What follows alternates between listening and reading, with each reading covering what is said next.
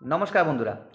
আজকের ভিডিওতে আমরা কথা বলবো কিন্তু অফকোর্স ইন্ডিয়ান ক্রিকেটের ব্যাপারেই। কেন কি ইন্ডিয়ান ক্রিকেটেই এখন মানে নানা রকমের জিনিস চলছে, প্লাস তারপরে ইন্ডিয়া ইংল্যান্ডেরও টি-20 সিরিজ রয়েছে, আর তার মধ্যে কিন্তু একটা হিস্ট্রি বেনেছে, হিস্ট্রি রিক্রিয়েট হয়েছে আমি বলতে পারবো, বা বলতে পারবো নতুন হিস্ট্রি বেনেছে, যেটা মানে অ্যাকচুয়াল কথা সেটার ব্যাপারে কথা বলবো। কিন্তু ভিডিও শুরু করার আগে যদি আপনারা চ্যানেলে নতুন এসেছেন তো অবশ্যই লাইক করে দেবেন, শেয়ার করে দেবেন, আর নিচে সাবস্ক্রাইবার বাটনটা দেওয়া রয়েছেন সেটা টিপে দেবেন, আর পাশে বেল নোটিফিকেশান আইকনটা দেওয়া রয়েছে সেটাও কিন্তু টিপে দেবেন, কেন কি এমনি অ্যানালিসিসের ভিডিও কিন্তু আপনাদের কাছে আসা থাকবে।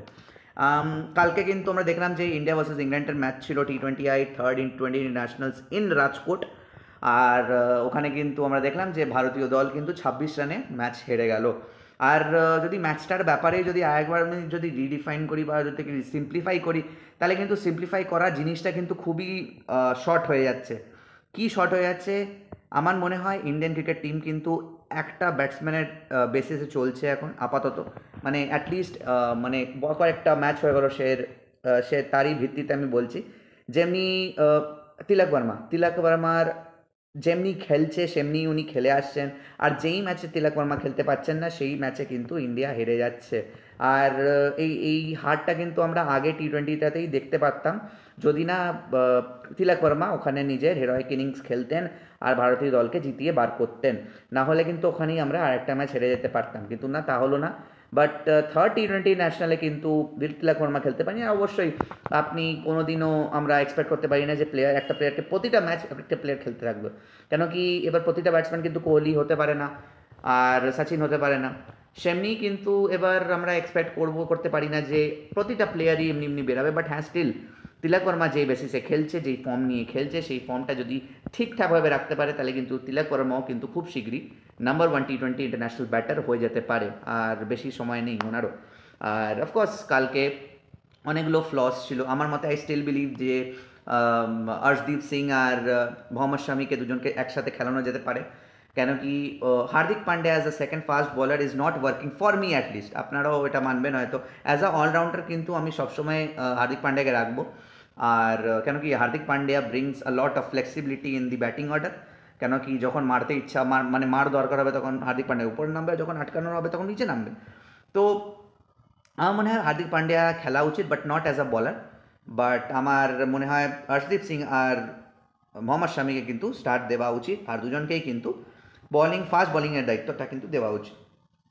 তারপরে মিডিল অর্ডারের মধ্যে আমি যদি একটা ব্যাটসম্যানকে সরাই, তাহলে কিন্তু আমি অফকোর্স একজনকে নিয়ে বলবো, সে হচ্ছে কিন্তু ধ্রুব জুরেলের কিন্তু এখন এই কারেন্ট প্লেইং ইলেভেনের মধ্যে কিন্তু ওনার জায়গা বানে না। যখন আমরা দেখলাম যে শিবম দুবে এসে গেছেন স্কোয়াডের মধ্যে, যখন রমনদীপ সিং এসে গেছেন স্কোয়াডের মধ্যে, তো আমাদের ওই নিচে 9 নম্বর 8 নম্বরে কিন্তু আমরা এক্সপেক্ট করবো যে একজন এক্সপ্লোসিভ ব্যাটসম্যান, যেমনি শিবম দুবে সে যেই রোলটা কমপ্লিট করতে পারবে, যেই রোলটা রমনদীপ সিং মানে কোয়ালিফাই করবে যে রোলটার জন্য, প্লাস এই রোলটার সাথে সাথে কিন্তু ওনার বলিং অপশনও আনেন, অনেক ফ্লেক্সিবিলিটি, ফাস্ট বলিং, একটা মিডিয়াম পেস একটা অপশন আনে, যেখানে কিন্তু ধ্রুব জুরেল আনতে পারেন না। উনি কেন কি উনি অফকোর্স উনি উইকেট কিপিং অপশন ধরেন। বাট এবার আমার পার্সোনালি ওপিনিয়ন এই হচ্ছে যে ধ্রুব জুরেলকে আমরা যদি সরিয়ে নিয়ে যদি এবার আইদার শিবম দুবে বা রমনদীপ সিংকে যদি আমরা ওখানে জায়গায় দিই, তাহলে আমার মনে হয় টিমটা আরও বেটার হবে। আর নিচে কিন্তু ফাস্ট বোলিংয়ে কিন্তু দুটো অপশন আমাদের লাগবে, যেমনি আপাতত কারেন্ট স্কোয়াডের মধ্যে থেকে অর্শদীপ সিং আর অফকোর্স মোহাম্মদ শামি। বরুণ চক্রবর্তীর নিয়ে বন্ধুরা একটা খবর, দ্যাট আমি কীভাবে বলবো আপনাদেরকে বলতে পারছি না। বাট বরুণ চক্রবর্তী কিন্তু হিস্ট্রি ক্রিয়েট করেছে। হিস্ট্রি কী ক্রিয়েট করেছে? যে সব থেকে বেশি 5 উইকেট লেনেওয়ালা বলার বনে গেছে এই কটা ম্যাচের মধ্যেই। বরুণ চক্রবর্তী আগে যখন বরুণ চক্রবর্তী টিমে নেওয়া হয়েছিল, আগের কামব্যাক যখন 2022 সালে যখন দেওয়া হয়েছিল, যখন ইন্ডিয়া গ্রুপ স্টেজ থেকে আউট হয়ে যায় টি-20 ওয়ার্ল্ড কাপে, যখন ওনার এন্ট্রি হয় ইন্ডিয়ান টিমে, তখন কিন্তু উনি 4খানা ম্যাচে মাত্র 2 উইকেট নিয়েছিলেন, তারপরে কিন্তু ওনাকে বার করে দেওয়া হয়েছিল স্কোয়াড থেকে। তারপরে ওনার রিটার্নে এসে নেবার পরে কিন্তু আমরা দেখতে পাচ্ছি যে টোটাল আগের সিরিজে কিন্তু 5 ম্যাচে 27খানা উইকেট নিয়েছিলেন বরুণ চক্রবর্তী। তারপরে এই সিরিজেও কিন্তু 3 ম্যাচে 10 উইকেট হয়ে গেছে। প্রথম ম্যাচে কিন্তু 3 উইকেট, তারপরে ম্যাচে 2 উইকেট, আর তারপরে ম্যাচে কিন্তু আবার কালকের ম্যাচটাতে 5 উইকেট। তো একটা হিস্ট্রি ক্রিয়েট করেছেন Varun Chakravarthy, and he is in a great form and good news for KKR fans also. কেন কি বাজে নিউজ, যেখানে কেকেআরের ব্যাটসম্যান কেকেআরের প্রবলেম হচ্ছে, যেমনি ভেঙ্কটেশ আইয়ার ইনজার্ড হয়ে গেছেন, তো সেটা একটা প্রবলেম। 23,75,00,000 দিয়ে ভেঙ্কটেশ আইয়ারকে তোলা হয়েছিল। তারপর রিঙ্কু সিং ইনজার্ড হয়ে গেছেন, তো একটা প্রবলেম্যাটিক তো রয়েছে, প্রবলেম রয়েছে কেকেআরের স্কোয়াডের মধ্যে। কিন্তু কেকেআর নিয়ে আমি পরে কথা বলবো বন্ধুরা। আর আজকের ভিডিওর সবথেকে লাস্ট যে টপিকটা নিয়ে টাচ করবো সেটা হবে কিন্তু অফকোর্স রঞ্জি ট্রফি নিয়ে।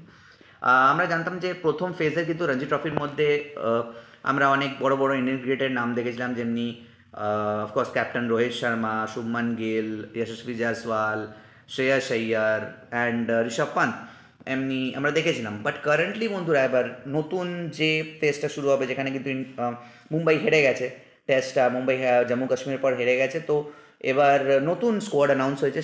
তার মধ্যে কিন্তু রোহিত শর্মা, যশস্বী জয়সওয়াল আর অফকোর্স শ্রেয়াস আইয়ার কিন্তু নেই ওই স্কোয়াডটার মধ্যে। অফকোর্স ওটার অনেক রকমের অনেক লোকেরা কথা বলছে যে কেন নেই, এরা মানে এক দুটো ম্যাচ খেলে নিয়ে থকে গেল, কেন খেলছে না।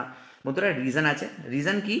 কেন কি আমরা জানি যে ইন্ডিয়া ভার্সেস ইংল্যান্ডের কিন্তু ওডিআই সিরিজও শুরু হবে, আর এটা কিন্তু চ্যাম্পিয়ন্স ট্রফির আগে কিন্তু লাস্ট সিরিজ।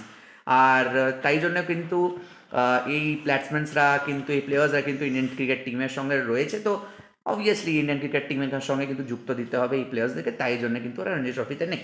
বাট হ্যাঁ, as usual as planned, Virat Kohli কিন্তু নিজের 13 বছরের পরে আবার নিজের ফার্স্ট রঞ্জি ট্রফি ম্যাচ খেলবে অন 30th জানুয়ারি। আর এটা কিন্তু কালকেই, অবশ্যই কালকে আমাদের সবার চোখ থাকবে বিরাট কোহলির ইনিংসের উপরে। বিরাট কোহলি অনেকদিন পর আবার রঞ্জি ট্রফি খেলবে, তো দেখা যাক বিরাট কোহলি কেমন খেলেন, ওটা দেখা যাক। তো এই ছিল বন্ধুরা আজকের ভিডিওটা। আপনারা যদি এই ভিডিওটা ভালো লেগে থাকে তো অবশ্যই লাইক করে দেবেন, শেয়ার করে দেবেন, নিচে সাবস্ক্রাইব বাটন দেওয়া রয়েছে, সেটা সাবস্ক্রাইব করে দেবেন, কেন কি এমনি অ্যানালিসিসের ভিডিও কিন্তু আপনার কাছে আসতে থাকবে।